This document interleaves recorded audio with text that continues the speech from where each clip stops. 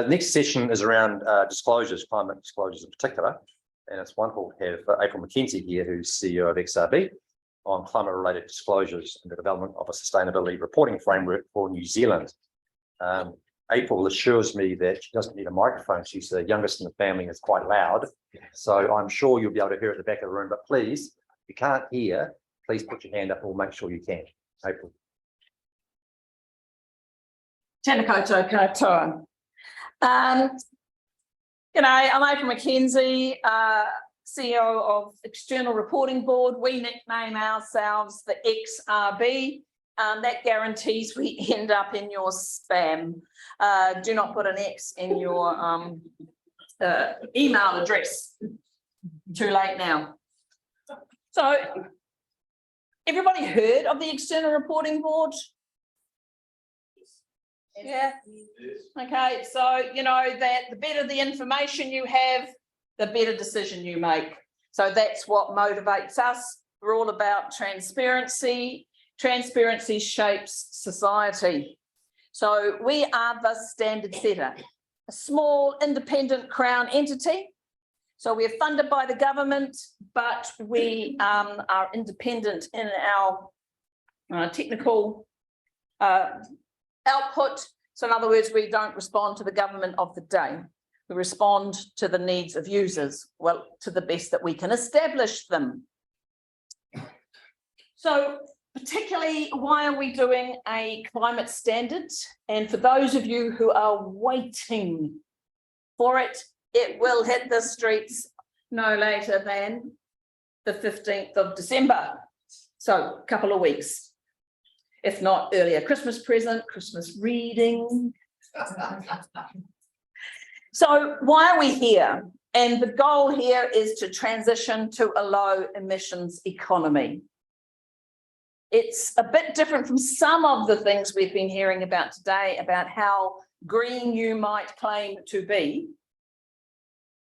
This regime is just tell us where you're at and what you're doing. It's less about how green are you, or it's more about what are you doing about shifting to a low emissions economy. So we're trying to shift capital away from high emissions activity, helping entities transition to that low emissions economy.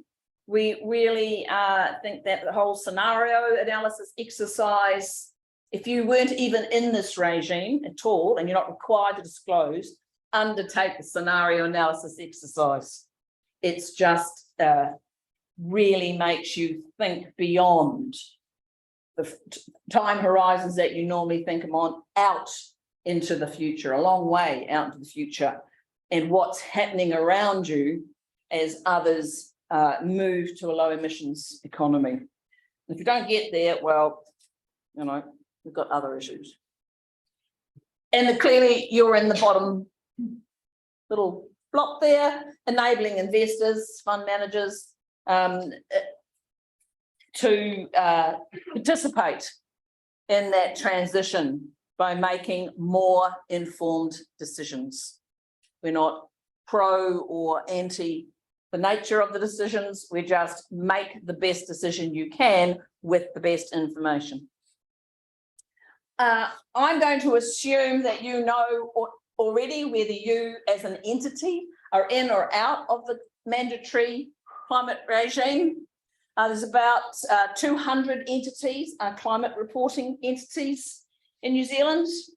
And from the first accounting periods or reporting periods, the 1st of January 2023, you're in.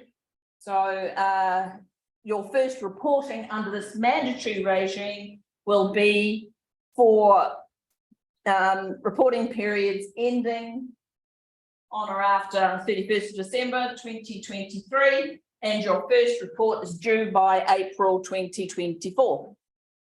You're welcome to go early if you want. So what have we been doing? The External Reporting Board been doing in the meantime? We've been consulting, we've issued various consultation documents, we've been engaging and listening, and we are about to issue or gazette the climate standards, underline S. There are 3 of them. Oh, who have we been listening to and what have we been doing? I thought we were going to go on to the next one. Right, let me just tell you what we've been considering internationally before I talk in a bit more detail about New Zealand. If I stand down here, can you hear me, Stephen? Awesome. Because I get a bit stuck over there. And you've got to keep an eye on Sebastian. So we've been paying close attention to what's been going on internationally. When the government first asked or consulted on whether or not a mandatory climate regime was a good idea, there was a lot of activity internationally, but it wasn't well joined up. In that time, the International Sustainability Standards Board has been established. It's issued 2 exposure drafts, has not issued a standard. We won't see any standards before February of next year at the earliest. But they've issued 2 standards, one on sustainability more generally, and one on climate-related disclosures.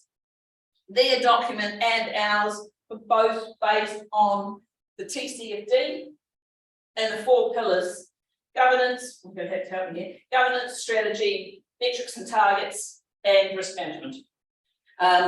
Of the Task Force on Climate-Related Financial Disclosures, which issued a set of 11 recommendations under those 4 headings in 2017. So there's a whole lot of sort of coalescing around the TCFD through that International Standards Board, but we couldn't wait because the regime was to kick in sooner. So what have we produced? 3 standards, amazing names: CS1, 2, and 3. So there's also those 4 themes that I mentioned: governance, strategy, risk management, the metrics and targets run through all of those 3 standards. And I'm just going to give you a very high level little look at what's in those standards. Read them as a package. They do come as a package. You can't undertake this disclosure if you haven't looked at all of it. So what's in CS1? Oh, this is where all the really interesting, sexy stuff is, because this tells you what you have to disclose under each of those categories. The governance one is pretty straightforward, relatively easy. Just tell us what you do.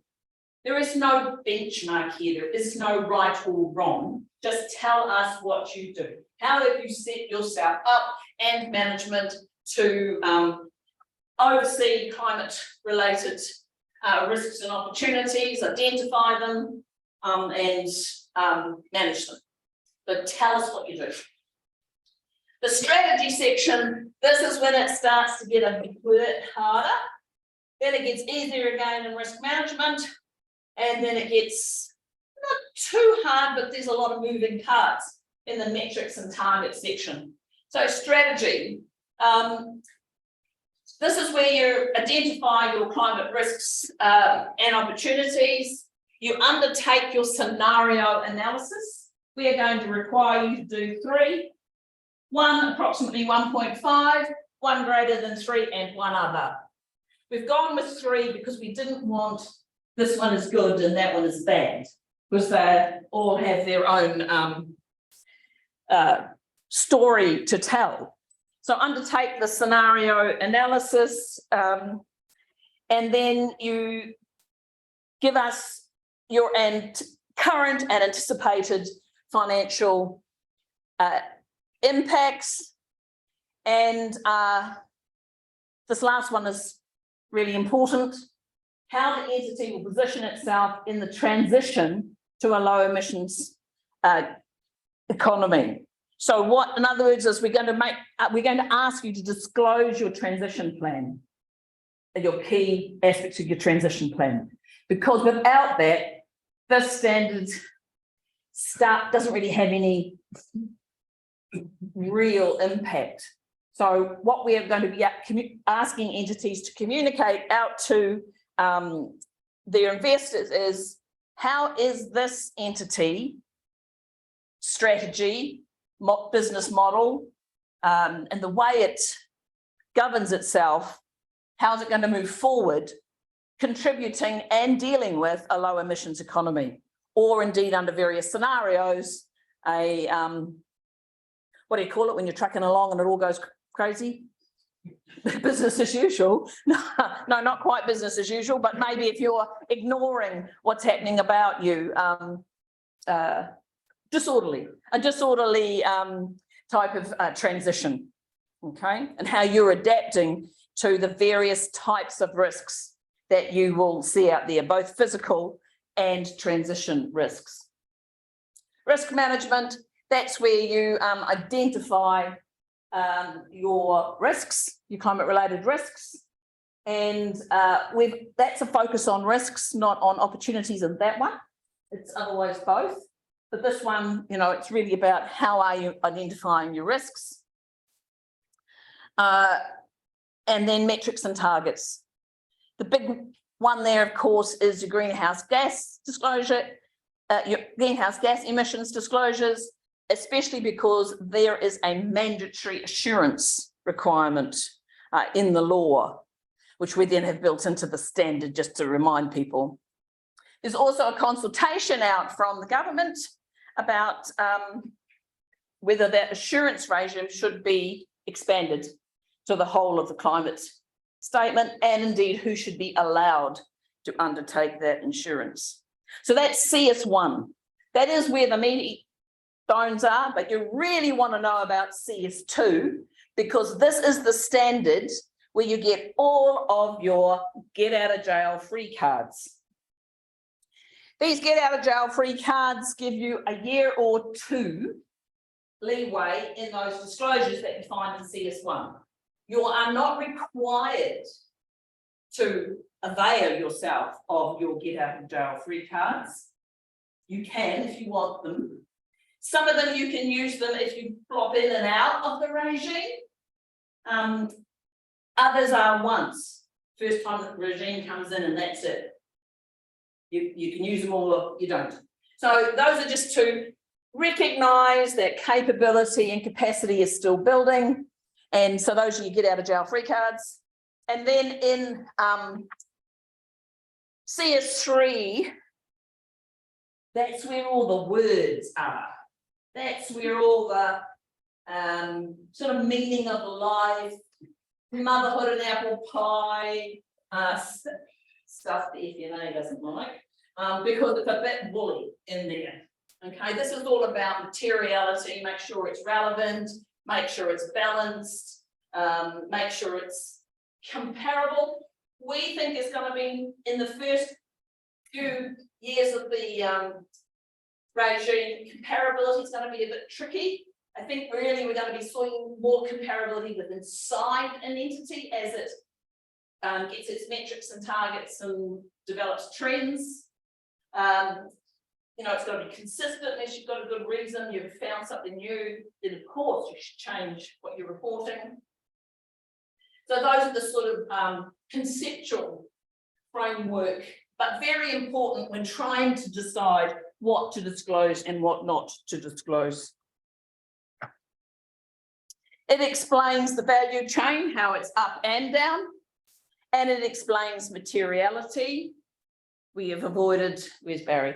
We've avoided the word double materiality. We acknowledge it, and we try and indicate to entities that in determining how you are going and dealing with climate related risks and opportunities, you have to have a mind to your impact, what you are doing, you know, so because otherwise it'll come around and basically bite you in the bum, if a standard setter is allowed to say that.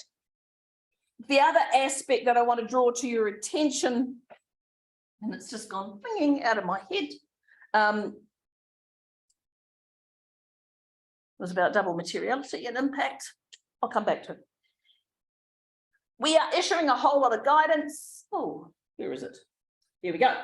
So we've previously issued some scenario analysis, getting started at the sector level, scenario analysis fact sheets, measuring your emissions, and a director preparation guide. So that material's already out there. We keep updating it. We're really excited by the sectorial scenario analysis work that the XRB has helped facilitate, along with Aotearoa Circle of entities at sector level getting together saying, well, what can we agree on would happen at the sector level under various pathways. And then you take that work and then you go away and you analyse it further and deeper to your individual entity, rather than everyone creating individual scenarios that don't connect. And you know, you've got two freight companies and they both assume that there are different transition things happening out there under the same pathway, and then you lose comparability. And it's more costly if you do it on your own. So that's what we've done there. We published in July guidance for all sectors and guidance for MIS managers. We were asking for input. We will redo it, and we've got a bunch of guidance and development, guidance for banks, insurers, getting started at the entity level for your scenarios, and your transition plan guidance, because you are going to be required, as I mentioned, to disclose your transition plans. So I'm going to pause for breath. That is a lot of information I've thrown at you. So if, with your permission, I don't wait until the end to ask for questions, is there anything there that you're going, you know, if you're as old as me, warning, warning, alien approaching, if that means anything to you? If you were lost in so that's throw up. I've got one. Given that we meet early issues, also parents.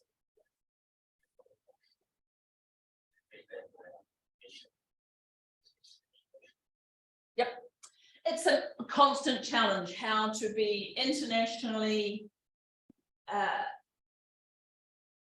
credible whilst being locally relevant. So there was no ISSB. So we used a thing called a prototype, which was a group of organisations that had come together and they issued sort of a prototype. We've stayed very close to the ISSB. We are based on TCFD, so are they. TCFD is a bit, another technical term, loosey-goosey, and it's a bit hard to take it from what was a voluntary regime and put it into a mandatory regime, because I'm fully aware that directors are subject to some fairly substantial penalties if they don't apply this standard.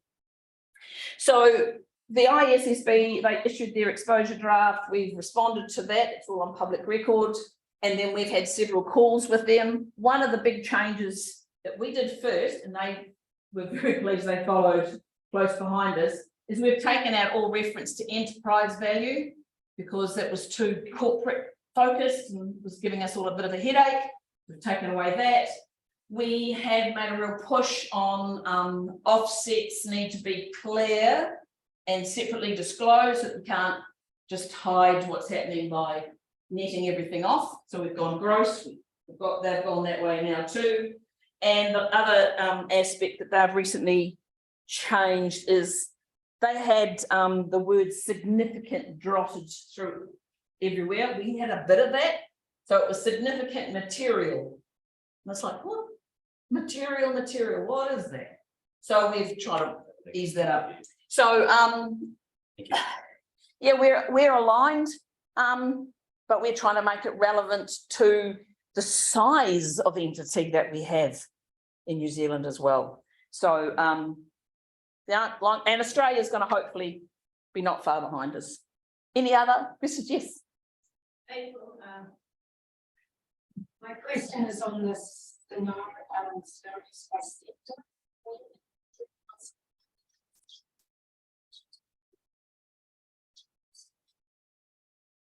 it's industry sectorial views. Yeah, so we've left, better be careful what I say here because scenario analysis is not my field of expertise. We've been very fortunate at the External Reporting Board to have a staff member who has a PhD in scenario analysis for climate reporting. Well, good. Probably the only one in the whole of New Zealand. So there's we've left it to each sector to sort of try and in the first, and so we've had the marine industry, tourism, energies just starting to get together. They've been doing a whole lot of stuff, but they've all been doing it individually. Who else have we got in the room? Banking, insurance, they've done a great job. So we're leaving it up to them how they draw from various sources of data. One of the requirements in the standards, though, is you can't leave your data in a black box. So if you're using the likes of various pathways or data from MSCI, you actually have to disclose enough so that the investor can tell what's going on. So that's a bit of a fuzzy answer, I'm sorry, because I'm not going to claim to be able to talk hugely knowledgeable about scenario. I'd have to get one of my staff in for that. You know, it's sometimes gives me a bit of a headache as chief executive about how much information I have to know. I hope you've read that while I've been yabbering. There is a quirk in the New Zealand law. So we at the XRB actually were merrily chugging along, talking to the UK and to others about what fund managers would be disclosing and how they'd be disclosing it. And we drafted all this material only to have someone point out to us that these words in relation to each separate fund of the scheme, which is quite clearly in the law, we were interpreting them incorrectly. We were doing it at sort of manager level, when it actually means in respect of the scheme. So it's like, oh, so we've reworked it. We would still encourage scheme managers to disclose about their own plans and how their philosophies, etc., at entity level, but the law requires it to be done at the scheme level in respect to the scheme. So watch for that trick. That's where the law would cause us to be completely different from what's happening internationally, because the UK had done a whole lot of work in this space. We thought, oh, that's a good spot to borrow from. But it turns out we can't borrow it because the law is different. You're going to require transition plans. We gave an example there. I won't go into that because I don't want to go over my time, but because I want to talk about another project that we are starting. And this is really I thought climate related disclosures was hard. Boy, is this hard. It's like, whoa. So where do we take impact reporting, sustainability reporting, ESG reporting? You've probably got lots and lots of names, but where in New Zealand do we take that? There is no mandatory regime, but when the XRB, this demonstrates our independence, the government couldn't require us to be the standard setter for climate. We had to volunteer. So we said, okay, we will write the standards for climate reporting. It seems like a logical place for it to live, but only if you give us a broader mandate to develop in areas beyond climate, because climate's just one piece of the puzzle. Big piece, important piece, but it's one piece of the puzzle. What about all of the other impacts, ESG, sustainability, whatever we want to call it? So they extended our mandate to be able to issue non-binding guidance in other areas of performance, particularly governance, environment, sustainability. They're all listed down in any other area of performance. So we're trying to figure out, well, how do we, with the climate work, whilst we issue our standard, it's not done and dusted, that work will carry on. We've committed to a 2-year post-implementation review to tweak it, to learn from what's happening, to recognise the bits that entities are struggling with. Do we need to change the standard? Do we need to issue guidance? Do we need to provide examples? So we'll see how that unfolds over the 2 years. And in the meantime, figure out how we pull it all together. So we said, well, we started this project called Ngā o Te Kawa Ora. We're very kindly given that name from iwi and Taranaki, which refers to the pillars of life. And it aims to establish a voluntary, non-financial reporting framework for Aotearoa in New Zealand through, in the first instance, the lens of Maori, because they are the reporting entities.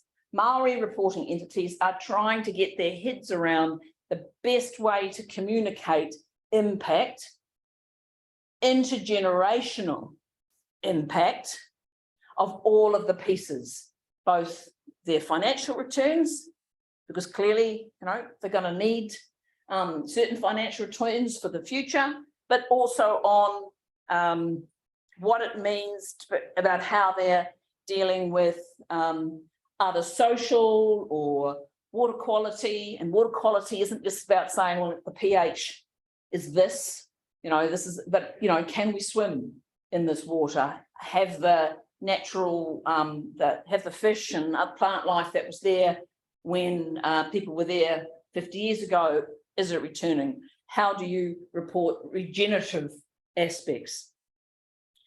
Along with this, the XRB is acutely aware of TNFD, the Task Force for Nature-Related Financial Disclosure, and the challenge for us is to try and figure out how we pull it all together. So we have just started this project. Step one is it's important that XRB establishes relationships with Maori reporting entities, works with them to understand what their experiences are and explain who we are, and come at this through an authentic and genuine approach. So we're very much in listen mode, and we hope to bring together perhaps not a framework, because that establishes something that feels a little rigid.